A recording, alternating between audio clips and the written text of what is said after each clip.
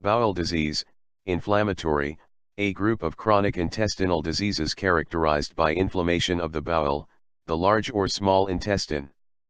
The most common types of inflammatory bowel disease, IBD, are ulcerative colitis and Crohn's disease.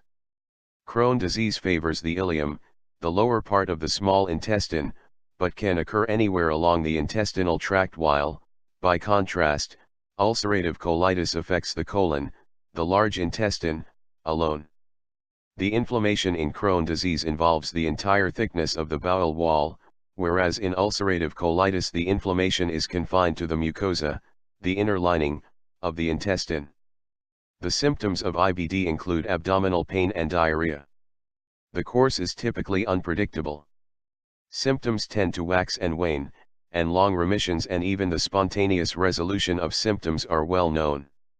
The disease can be limited to the intestine or affect the skin, joints, spine, liver, eyes, and other organs. Although people of any age can have inflammatory bowel disease, the diagnosis is most commonly first made in young adults. Intestinal ulcers and bleeding are common in both Crohn's disease and ulcerative colitis. But complications such as intestinal strictures, narrowings, fistulas, and fissures, tears, are far more common in Crohn's disease than in ulcerative colitis.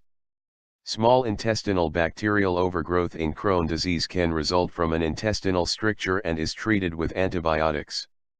Crohn's disease of the duodenum and jejunum can cause malabsorption of nutrients, can cause malnutrition, weight loss, and diarrhea.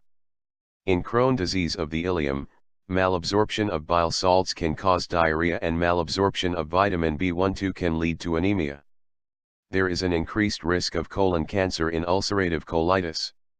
Yearly monitoring with colonoscopies and biopsies of the colon for premalignant cells and cancer is recommended for patients after 8 to 10 years of chronic inflammation of the colon.